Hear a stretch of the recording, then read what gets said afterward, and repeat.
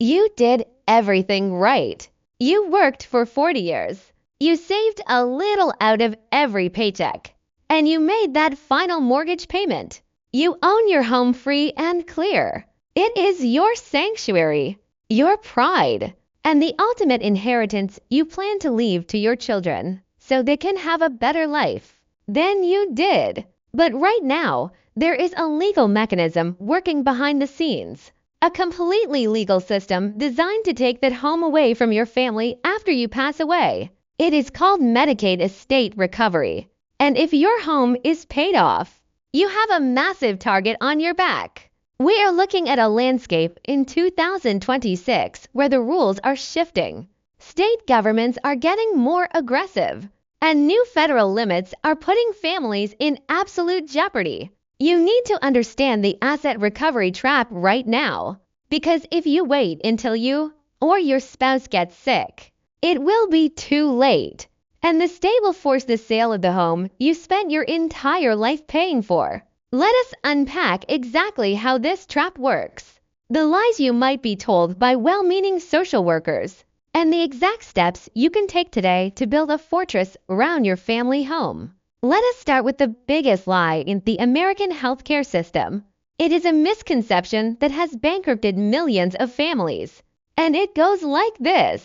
Most people believe that because they paid into the system their whole lives, Medicare is going to take care of them when they get old. They think that if they have a stroke, or develop dementia, or just become too frail to live at home safely, Medicare will cover the nursing home. That is completely and utterly false. Medicare is health insurance. It pays for doctors. It pays for hospitals.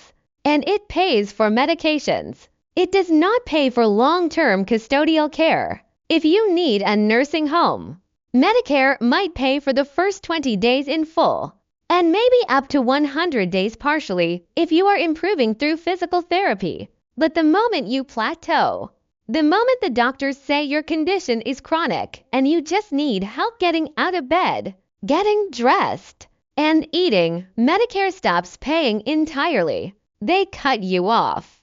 You are now entirely responsible for the bill.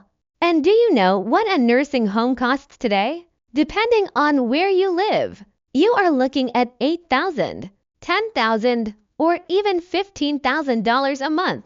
That is easily over $100,000 a year, and in some areas, closer to $150,000. Unless you are a multi-millionaire, those costs will decimate your life savings in a matter of months. You will burn through your checking account, your savings account, your retirement funds, and your certificates of deposit. You will write check after check to the nursing home facility until there is almost nothing left. This terrifying process is called the Medicaid spend down. You are legally required to impoverish yourself paying for your own care until you hit the absolute bottom. In most states, that bottom is $2,000. Once your total life savings reaches $2,000, the government finally steps in. You go to the state. You show them your empty bank accounts, and you apply for Medicaid. Now, this is where the trap is set. When you apply for Medicaid to take over those massive monthly nursing home bills, the caseworker is going to look at your assets. They will see that you have $2,000 in cash, which is allowed. But then they will look at your tax returns and your property records, and they will see that you own a home, and not just any home, but a home that is completely paid off, worth maybe $400,000, $600,000, or even over $1 million. You might panic. You might think, are they going to make me sell my house before they pay for my care? And the caseworker will smile and say no. They will tell you that under federal Medicaid rules, your primary residence is an exempt asset as long as your spouse is still living there, or as long as you express an intent to return home someday. The home is safe. It does not count against your $2,000 limit. You are approved for Medicaid. The state starts paying the $10,000 a month nursing home bill. You breathe a massive sigh of relief. thinking your home is protected and your children's inheritance is secure.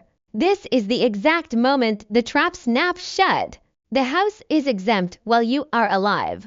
But what the caseworker probably did not emphasize is what happens after you pass away. Medicaid is not a charity. It is not a free grant. For long-term care, Medicaid is essentially a loan, and the collateral for that loan is your paid-off house. When you die, a federally mandated program called Medicaid Estate Recovery kicks in. Every single state in the union is required by federal law to operate an estate recovery program. The moment the state issues a death certificate, a clock starts ticking. The state Medicaid agency tallies up every single dollar they spent on your care. If you were in a nursing home for 3 years at $10,000 a month, the state calculates that they spent $360,000 on you. They then become a primary creditor of your estate. They send a notice to your children or your executor, essentially saying, "We are very sorry for your loss, but your father owed us $360,000. We see that he left behind a house worth $500,000. You have a few months to pay us back the cash, or we will force the sale of the house to satisfy the debt." Imagine being your children in that scenario. They just lost you. They are grieving. They are looking at the house they grew up in, the house you worked overtime to pay off, the house you promised would give them a financial head start in life. And now they are holding an extortionate bill from the state government. Unless your children happen to have hundreds of thousands of dollars in liquid cash lying around to write a check to the state, they have no choice. They have to put a for sale sign in the front yard. The house is sold to strangers. The state takes its $360,000 off the top, taking back every penny they spent on your care. And your children are left with the scraps, if there is anything left at all.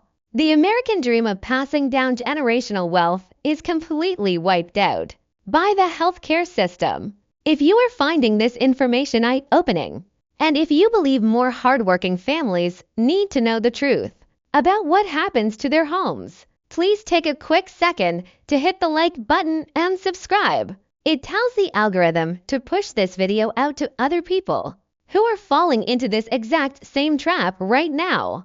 And sharing this knowledge could literally save a family's entire legacy. Let us dive deeper into why this is becoming a massive crisis right now, particularly with the new regulations and the changing legal landscape.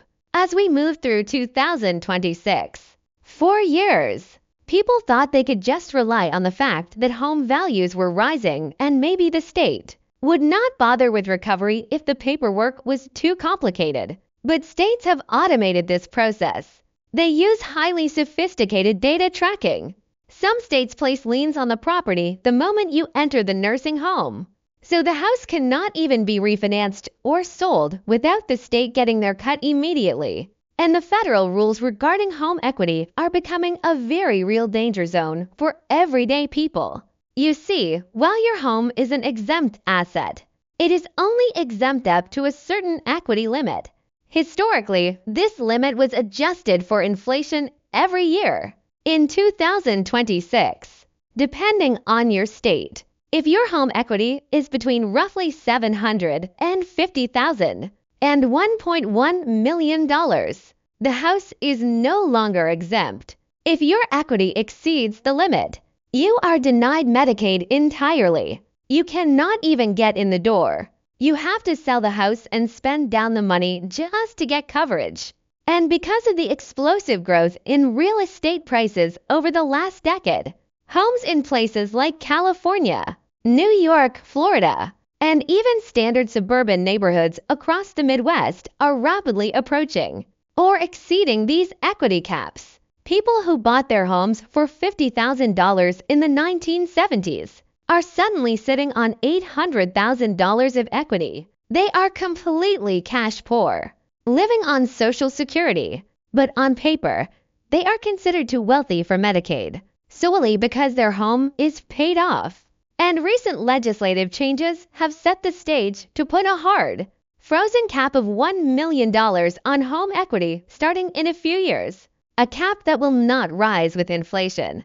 This means every year, as property values creep up, thousands of more families will be disqualified from Medicaid long-term care just because their paid-off house is worth too much. The tragic irony here is that if you had a massive mortgage on your house, your equity would be lower, and you would fly right under the radar for eligibility. By being responsible, by paying off your debt, by living frugally and burning your mortgage, you have accidentally made yourself the perfect target for asset recovery. The state looks at a paid-off home as a giant piggy bank just waiting to be cracked open to reimburse their Medicaid budget. So what do people try to do when they realize this? They try to outsmart the system using common sense. And common sense in Medicaid planning is almost always fatal. The most common reaction is panic gifting. A parent will realize their health is declining. They will hear about estate recovery, and they will say to their kids, "I am just going to sign the deed over to you right now. We will put the house in your name, and then Medicaid cannot touch it. I will just live here, but legally, you own it." It sounds like a perfect, simple solution. It is actually one of the most financially destructive things you can possibly do. First of all, Medicaid has a look-back period, which in almost all states is exactly 5 years. When you apply for Medicaid, the government looks at every single financial transaction you have made for the past 60 months. If they see that you gave away a house, or a car, or cash, or sold a house to your kids for $1, they will penalize you. They calculate the fair market value of what you gave away, and they divide it by the average monthly cost of a nursing home in your state. And that creates a penalty period. During that penalty period, which could last for months or even years, Medicaid will not pay a single dime for your care. But you already gave the house away, so you have no money to pay the nursing home. The nursing home will threaten to evict you. Your children will be forced to try and come up with the cash. And it creates a total catastrophe beyond the Medicaid penalty. Transferring the deed to your children exposes your life savings to your children's problems. Let us say you give the house to your son. He is a great kid. He promises to let you live there forever.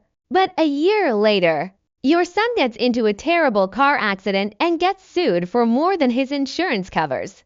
The plaintiff looks for assets to attach. Guess what? Your son legally owns a house. Your house. The creditors can put a lien on your home. What if your son goes through a bitter divorce? His spouse can claim that the house is part of the marital estate and demand half its value. What if your son files for bankruptcy? The bankruptcy trustee will seize the house to pay off his credit card debt. By trying to protect the house from Medicaid, you handed it over to every single liability your children might ever face in their lives. And let us not forget the tax consequences. If you leave the house to your children when you die, they get what is called a step-up in basis. They can sell the house completely tax-free. But if you give it to them while you are alive, they take your original cost basis. If you bought the house for $50,000 and it is now worth $600,000, when your kids eventually sell it, they will have to pay massive capital gains taxes on that $550,000 profit. So gifting the house outright is a terrible idea. Keeping it in your name and doing nothing means the state will take it through estate recovery. What is the actual solution? How do wealthy people, who understand the law, protect their assets while still qualifying for the care they need? They use legal structures that separate control from ownership, and they plan ahead. If you are finding value in these detailed breakdowns, make sure you are subscribed and drop a comment below letting me know what state you are watching from.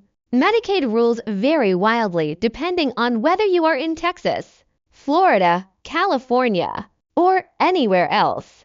And knowing where my audience is helps me tailor this content to exactly what you need. the gold standard for protecting a paid-off home from the Medicaid estate recovery trap is an irrevocable Medicaid asset protection trust. This is not the standard revocable living trust that everyone talks about to avoid probate. A revocable trust does absolutely nothing to protect your assets from Medicaid because you can revoke it, change it, and take the assets back at any time.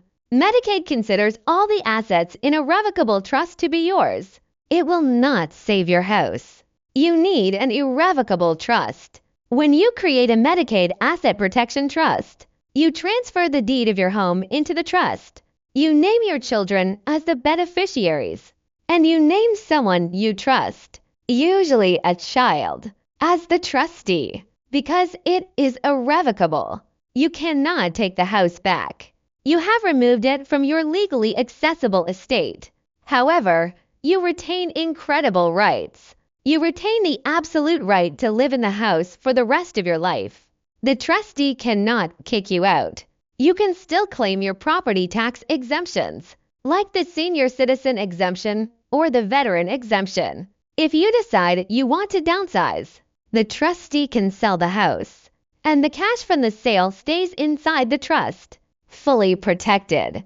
The trust can then buy you a condo, and the remaining cash stays safe. When you eventually pass away, the house or the cash passes directly to your children, bypassing probate, bypassing Medicaid estate recovery, and they still get that incredible step up in basis, meaning no capital gains taxes. It is a brilliant, totally legal fortress around your life's work.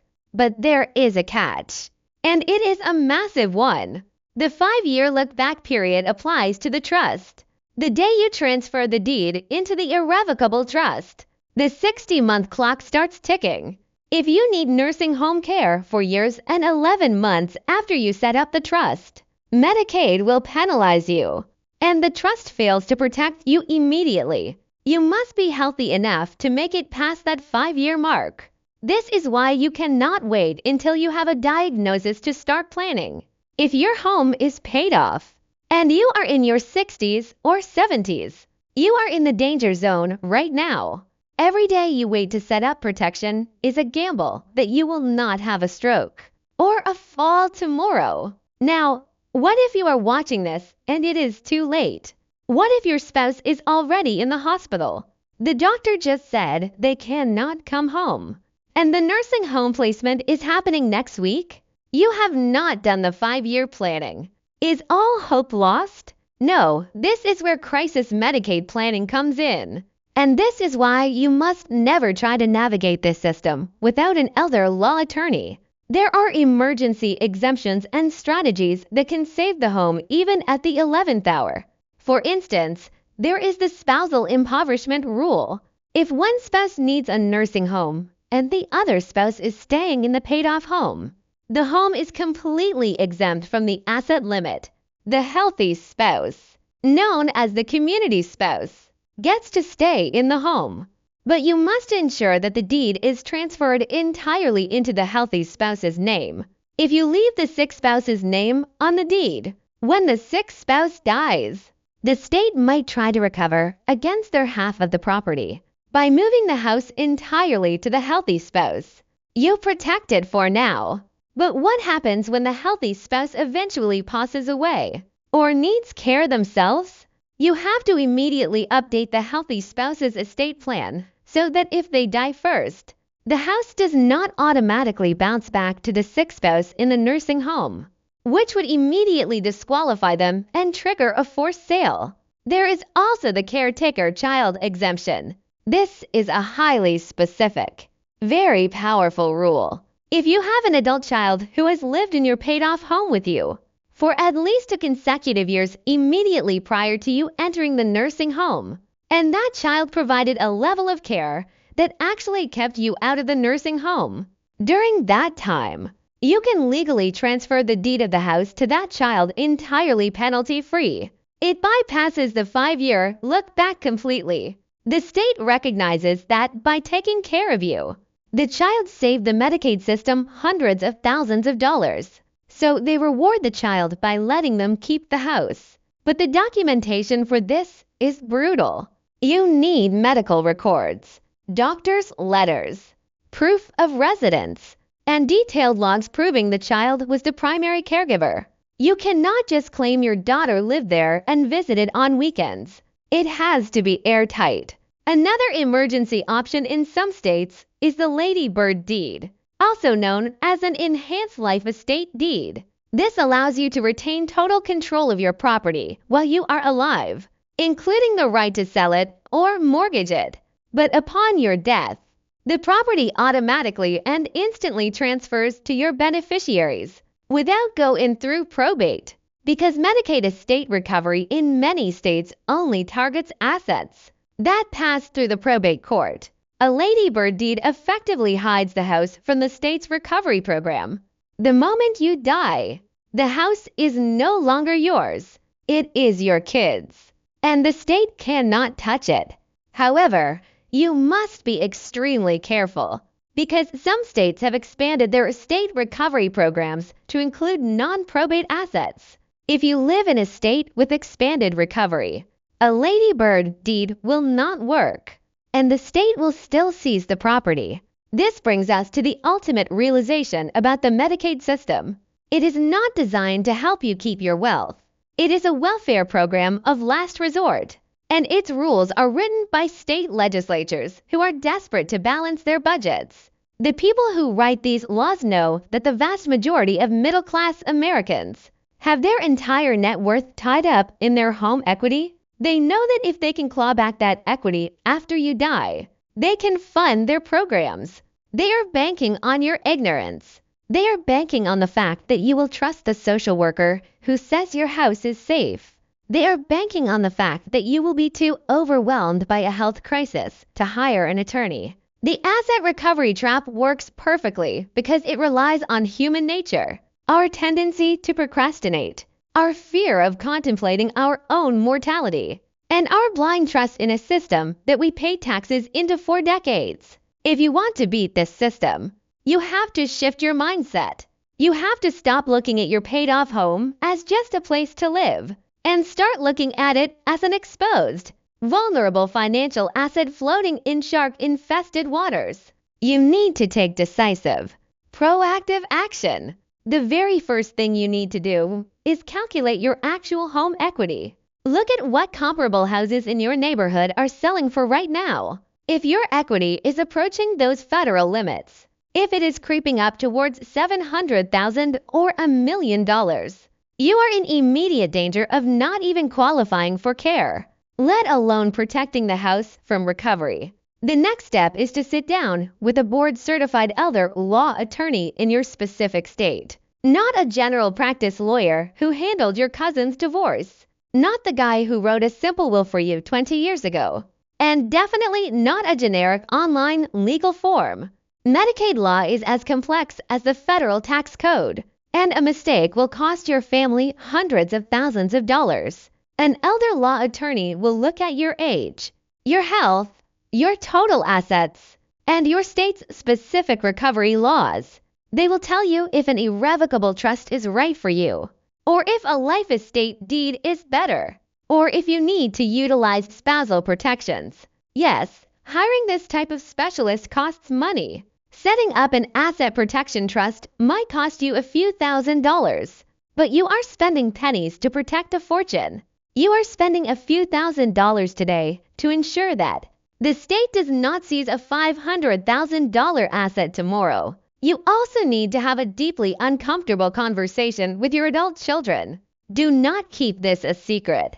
Sit them down and explain what the Medicaid look-back period is. Explain to them that if you have a stroke tomorrow, the financial trajectory of the entire family changes instantly. If you are setting up a trust and naming them as trustees, they need to understand their responsibilities. They need to know where the documents are, who the lawyer is, and what the emergency plan is. The worst tragedies happen when parents hide their financial reality, suffer a sudden medical event, and the children are left completely blind, scrambling to figure out how to pay the nursing home and completely unaware that the state is preparing to take the family home. As we push further into 2026 and beyond, the financial pressure on the Medicaid system is only going up. 10,000 baby boomers are turning 65 every single day. People are living longer, but they are living with chronic conditions like Alzheimer's and Parkinson's that require years of expensive, round-the-clock care. The government simply does not have the money to pay for all of this. Without aggressively recovering funds from the estates of the people who receive the care, the laws are not going to get more lenient. The loopholes are going to get tighter. The look-back periods might get longer, and the estate recovery efforts will become more ruthless. Your paid-off home is a testament to a lifetime of hard work, sacrifice, and financial discipline. Do not let it become collateral damage in a broken healthcare system. Do not let your children's inheritance be wiped out to reimburse a government agency. You have the power to protect your legacy, but only if you take action before the storm hits. Build the moat, raise the drawbridge, and secure your family's future today. If this video helped you understand the reality of the asset recovery trap, please subscribe to the channel. Hit the notification bell so you never miss an update on how to protect your wealth. And share this video with anyone you know who owns a home and is nearing retirement age. Thank you so much for watching, and I will see you in the next one.